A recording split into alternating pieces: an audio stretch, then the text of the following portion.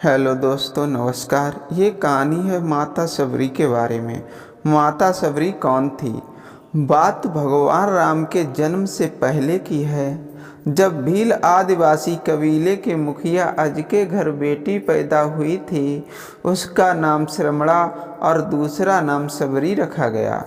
सबरी की माँ इंदुमती उससे बखूब प्यार करती थी। बचपन से ही सबरी पशु पक्षियों की भाषा समझकर उनसे बातें करती और जब सबरी की माँ उसे देखती तो कुछ समझ नहीं पाती थी। कुछ समय बाद एक पंडित ने सबरी के परिवार को बताया कि वो आगे चलकर सन्यासी बन सकती है। इस बात का पता चलते ही सबरी के पिता ने उसका रिश्ता तय कर दिया। जैसे ही शादी का दिन नज़दीक आया, सबरी के घर वालों ने खूब सारी बकरियां और अन्य जानवर घर के पास लाकर बांध दिए। एक दिन सबरी की माँ जब उसके बाल बना रही थी तो उसने माँ से पूछा, इतने सारे जानवर हमारे घर क्यों लाए गए हैं? माँ ने जवाब दिया, बेटी, तुम्हारा विवाह होने वाला है, इसलिए हम लोगों ने इनका इंतजाम बलि के लिए किया है। तुम्हारी शादी के दिन ही बलि प्रथा होगी और फिर इनसे स्वादिष्ट भोजन बनाकर सबको परोसा जाएगा। यह सब सुनकर सबरी दुखी हो गई। काफ़ी देर तक सबरी ने उन जानवरों को आज़ाद करने के बारे में सोचा। सोचते सोचते सबरी के मन में हुआ कि अगर ये जानवर यहाँ नहीं होंगे तो इनकी बलि रुक सकती है। ऐसा नहीं हुआ तो मेरे घर से कहीं चले जाने पर ही यह बलि रुकेगी। जब मैं ही नहीं रहूँगी तब ना विवाह होगा और ना ही बलि प्रथा। इससे मासूम जानवर बच जाएंगे। इसी सोच के साथ जानवरों को रखी गई जगह पर सबरी पहुंची। उसने सोचा कि उन्हें खोल देती हूँ, लेकिन वो ऐसा नहीं कर पाई। उसके बाद सबरी जंगल की तरफ भागने लगी। भागते भागते सबरी ऋषि मुख पर्वत पहुंच गई। वहाँ करीब 10,000 ऋषि रहा करते थे। सबरी को लगा कि वो भी इसी जंगल में किसी तरह ऋषि मुनियों की सेवा करके अपना जीवन जी लेगी। वो चुपचाप उसी जंगल में एक हिस्से में किसी तरह से रहने लगी। सबरी रोजाना ऋषि मुनियों की झोपड़ी के आगे झाड़ू लगाती और हवन के लिए लकड़ियां भी लाकर रख देती। ऋषि मुनियों को समझ नहीं आ रहा था कि जंगल में उनके काम अपने आप कैसे हो रहे हैं। एक दिन सबरी को किसी ऋषि ने देख लिया। उसे देखते ही उसका परिचय पूछा। जैसे ही सबरी ने बताया कि वो भील आदिवासी परिवार से संबंध रखती है तो उसे ऋषियों ने खूब डांट लगाई। सबरी को इस बात का बिल्कुल भी पता नहीं था कि उसकी जात छोटी है और उसे ऋषियों द्वारा जात की वजह से अपमान सहन करना पड़ेगा। इतना सब होने के बाद भी सबरी हर ऋषि मुनि के दरवाजे पहुंचती है और उनके आंगन में झाड़ू लगाकर उनसे गुरु दीक्षा लेने के लिए कहती है। हर कोई सबरी को उसकी जाति की वजह से अपने आश्रम से भगा देता है। ऐसा होते होते काफ़ी समय बीत गया। उसके बाद सबरी मतंग ऋषि की कुटिया में पहुंची। वहां पहुंचकर मतंग ऋषि को सबरी ने बताया कि वो उनसे गुरु दीक्षा लेना चाहती है। उन्होंने खुशी खुशी उसे अपने गुरुकुल में रहने दिया और भगवान से जुड़ा ज्ञान देते रहे। सबरी ने भी अपने गुरु मतंग ऋषि की सेवा करने में कोई कसर नहीं छोड़ी। वो गुरुकुल के भी सारे काम करती थी। सबरी से खुश होकर मतंग ऋषि ने उसे बेटी मान लिया था। समय के साथ मतंग ऋषि का सबरी शरीर बूढ़ा हो गया। उन्होंने एक दिन सबरी को अपने पास बुलाया और कहा, बेटी, मैं अपना देह त्यागना चाह रहा हूँ। बहुत साल हो गए हैं इस शरीर में रहते रहते। सबरी ने दुखी मन से कहा, आपके ही सहारे मैं इस जंगल में रह पाई हूँ। आप ही चले जाएंगे तो मैं जीकर क्या करूँगी? आप अपने संग मुझे भी ले जाइए, मैं भी देह त्याग दूंगी। मतंग ऋषि ने जवाब दिया, बेटी, तुम्हें चिंता करने की कोई ज़रूरत नहीं है। राम तुम्हारी चिंता करेंगे और ध्यान भी रखेंगे। सबरी ने राम का नाम सुनने के बाद पूछा, वो कौन है और उन्हें मैं किस तरह से ढूंढूंगी। मतंग ऋषि ने बताया, राम कोई और नहीं भगवान हैं। वो तुम्हें सारे अच्छे कर्मों का फल देंगे। तुम्हें उन्हें ढूंढने की कोई ज़रूरत नहीं है।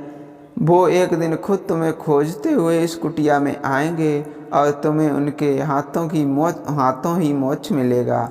तब तक तुम इसी आश्रम में रहो। इतना कहते ही मतंग ऋषि ने अपना शरीर त्याग दिया। शरीर के मन में मतंग ऋषि के जाने के बाद से ही एक ही बात थी कि भगवान राम स्वयं उससे मिलने आएंगे। वो रोज भगवान राम से मिलने के लिए बाग से अच्छे अच्छे फूल लाकर पूरा आश्रम सजाती और भगवान के लिए बेर तोड़ कर लाती। भगवान के लिए बेर चुनते हुए सबरी उन्हें चख लेती थी ताकि भगवान वो सिर्फ मीठे बेर ही दें। रोजाना सबरी इसी तरह भगवान के दर्शन की आस में फूल और बेर इकट्ठा करती रहती थी। इस तरह इंतजार में कई साल बीत गए। सबरी का शरीर एकदम वृद्ध हो गया। एक दिन आश्रम के पास के ही तालाब में सबरी पानी लेने के लिए गई। तभी पास के ही एक ऋषि ने उसे अछूत कहते हुए वहाँ से भागने के लिए कहा और एक पत्थर मार दिया। वो पत्थर जब सबरी को लगा तो उसे चोट लगी और खून बहने लगा। बहते हुए खून की एक बूंद उसी तालाब के पानी में गिर गई। तभी पूरा तालाब का पानी खून में बदल गया। ये सब होता देखकर ऋषि ने सबरी को ही डांटा और कहा कि पापिन, तुम्हारी वजह से पूरा पानी खराब हो गया है। रोज ऋषि उस पानी को साफ करने के लिए अपनी कई तरह की विद्याओं का इस्तेमाल करते। कई सारे जतन करने के बाद भी कुछ नहीं हुआ। फिर उन्होंने गंगा जैसी कई पवित्र नदियों का जल भी उस तालाब में डाला। फिर भी तालाब का पानी साफ नहीं हो पाया और वो खून जैसा ही रहा। कई सालों तक तालाब के पानी को साफ करने की कोशिश के बाद भी कुछ काम नहीं आया तो ऋषि ने थक कर सब कुछ छोड़ दिया। इस घटना के कई सालों के बाद भगवान राम अपनी पत्नी सीता हरण के बाद उन्हें ढूंढते हुए उसी तालाब के पास पहुँचे। ऋषि मुनियों ने उन्हें पहचान लिया। भगवान को वहां देखकर ऋषियों ने तालाब का पानी साफ करने के लिए भगवान को अपने पैर उसमें डालने के लिए कहा, लेकिन पानी जैसे का तैसा ही था।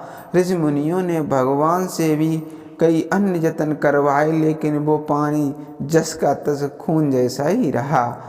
तब भगवान ने ऋषियों से पानी के रक्त में बदलने की कहानी पूछी। तब ऋषि ने सबरी को पत्थर मारने वाली सारी बात बता दी। उसके बाद कहा कि वो महिला ही अपवित्र है, छोटी जात की है, इसीलिए यह सब कुछ हुआ है। उसी वक्त भगवान राम ने कहा, ये सब आप लोगों के खराब वचनों से हुआ है। सबरी को इस तरह के शब्द बोलकर आप लोगों ने उसे नहीं बल्कि मेरे दिल को घायल किया है। इसी घायल दिल के रक्त का प्रतीक है तालाब का लाल पानी है। आगे भगवान राम बोले, कहाँ है वो माई, मैं उनसे मिलना चाहता हूँ। तब तक सबरी उसी तालाब के पास पहुँच जाती है। इस दौरान सबरी के पैर को ठोकर लगती है और कुछ धूल उस तालाब में गिर जाती है।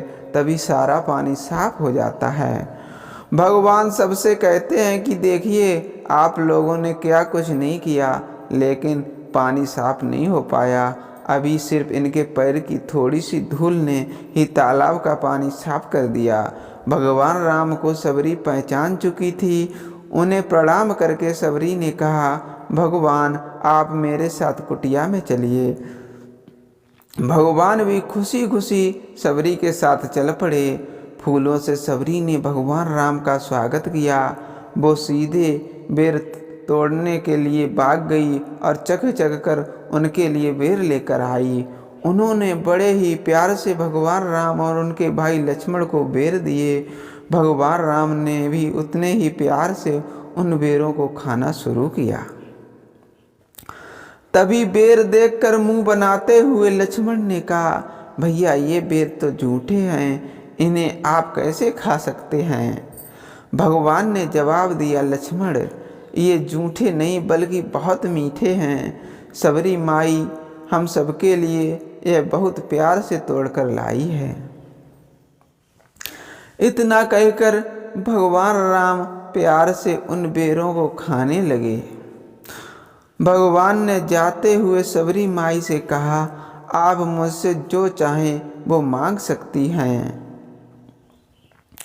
सबरी ने उन्हें कहा, मतंग ऋषि के कहने पर मैं आज तक सिर्फ आपके दर्शन करने के लिए जी रही थी। अब आप मुझे मोक्ष प्रदान कीजिए। मैं अपना शरीर आपके सामने ही त्यागूंगी। उसी वक्त सबरी ने अपना शरीर त्याग दिया। भगवान राम ने अपने हाथों से उनका अंतिम संस्कार किया और सीता माँ की खोज में आगे बढ़ गए। इस तरह से ऋषि मतंग की बात सच साबित हुई और सबरी को भगवान राम के दर्शन भी हुए। तभी से भगवान राम को सबरी के राम भी कहा जाने लगा। दोस्तों, अगर मेरी कहानी अच्छी लगी हो तो प्लीज़ मेरे चैनल को सब्सक्राइब कीजिए और वीडियो को ज़्यादा से ज़्यादा शेयर कीजिए। धन्यवाद।